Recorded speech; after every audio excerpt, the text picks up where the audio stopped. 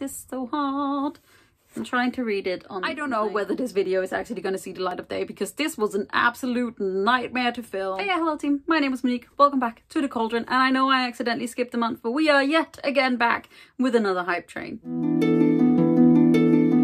case you didn't know, this is Bookwitch Reviews on my channel, and I have for the better part of a year or longer been doing a video series that I so aptly have named Hype Train, where I talk about upcoming releases that I am very, very, very hyped for, or just excited. You know, I'm just pumped. I love talking about new releases. I especially love shining a light on queer releases or POC releases. This month we have a solid stack coming up, and I am very, very, very excited about hopefully introducing you to some new beautiful May releases so that you can all go get your little pre-order on. So the first book that I'm going to talk about this month is All of Our Hidden Gifts by Caroline O'Donoghue, which I believe on NetGalley says is coming out on the 27th of May.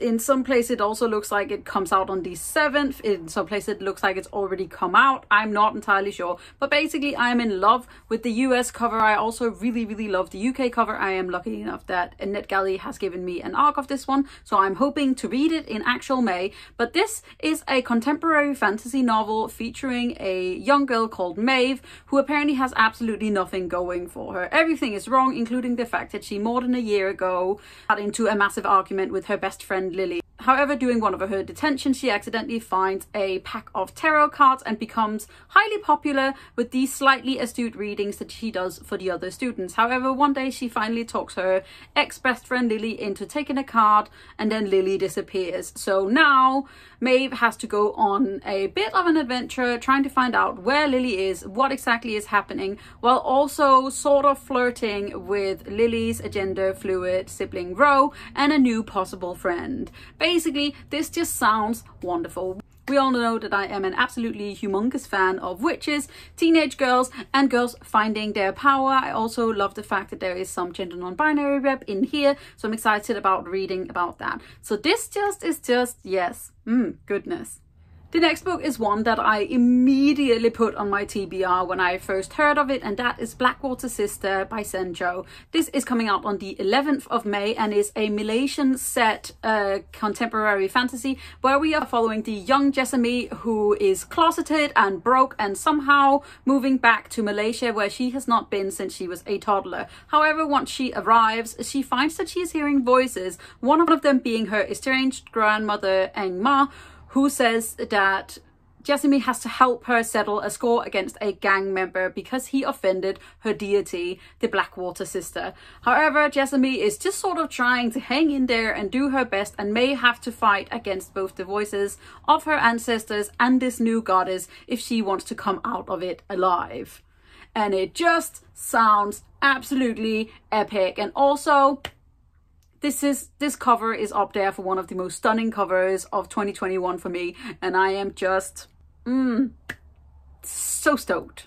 So the next book is one that I am dying to get to. NetGalley has luckily enough given me an e-arc of it already, but this is A Master of Djinn by P. Djeli Clark, which is the first full-length novel in his series, The Dead Djinn Universe. And apparently there's quite a few short stories in this series already. I have read one of them, which was put up on 4.com, which I absolutely adored. However, P. Djeli Clark is quite a new author for me, but this literally just sounded like everything that I want. So the setting is this. It's 1920s Cairo, but think steampunk and magic and Djinn, and I am here for it. I am also supremely here for our main character Fatma, who is the woman working in the Ministry of Alchemy, Enchantments and Supernatural Entities. However, she is certainly not a rookie, as she saved the universe the previous summer. I believe this is in one of the other short stories. I will read it before. I am so pumped. However, what I'm also pumped for is a murdery case, a smart girlfriend, and basically just this whole like setting of Cairo and the magic of it. And I am just so very excited. And I have also tried to summarize this book 700 times now, and I'm going to stop. Another much anticipated release also coming out on the 11th. Basically everything is out on the 11th this month. This is going to be the day where well, I wish I could buy it all, but it's gonna have to wait till next month because we're back on a buying ban. But anyway, Son of the Storm by Sunni Davies Okungbowa comes out on the 11th, and I am excited. It is a sweeping fantasy epic that is inspired by pre-colonial West Africa. In this book, we are following Danso, who is a young academic on the precipice of greatness. However, he does not want it. He would rather chase secret stories and old fairy tales in the outskirts of the city. However, his academy and everyone else says that there is nothing to find. So when Danso suddenly stumbles upon a magic wielder, he is drawn into the turmoil of the city, and what he finds may or may not be able to destroy an empire. So yes, oh my god, another absolutely stunning cover. We all know that I am here for more African-inspired fantasy, and this one just sounds so good. I've also heard from plenty of people that there is queer rep in here, so I am very, very, very excited to read this one. The last book on this list is Blackheart Night by Laure, which comes out on the 13th of May. This is a book that I am just kind of like, I was immediately drawn in when it was like Arthurian legend, knights on motorcycles, and then someone said queer, and we all know that all of me rang like a clear bell, and I was like, where? So let me tell you briefly what this book is about, if I can make myself do so. Imagine Camelot in Gotham, where knights drive on motorcycles instead of horses and strive for fame through televised events. And then we are following a young man who accidentally comes to power and a young woman training to be a knight simply for vengeance. This sounds gritty. It sounds beautiful. I just want to read it. Luckily enough, this is another one that I have an arc for. I am drowning in arcs for this month. I'm sorry to say for myself. I'm sorry for myself. But this one just sounds absolutely brilliant and weird and wonderful. Laure also wrote The Graces, which I've heard mixed opinions on. I did try to read a snippet of it on ebook, and I just did not get very far. So I'm hoping that this one is just a little bit more adult. I've heard it's a little bit more queer, and we all know that that is what I am here for. And as a little extra treat, we also have the beauty that is The House of Always by Jenn Lyons, which is actually not meant to be in my hands yet. I don't believe it comes out till the 11th or 13th of May.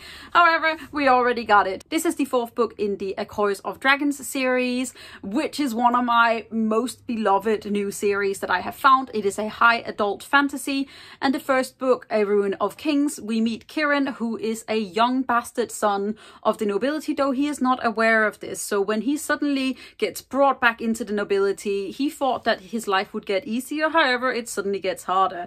There is also the matter of prophecies which tell that Kieran will turn out to ruin the world. It is a magnificent series. It is really weird, and this book, which I am about halfway through, is just as weird as wonderful as the others. It is full of queer characters, gender non-binary characters, and just magic and dragons and humor.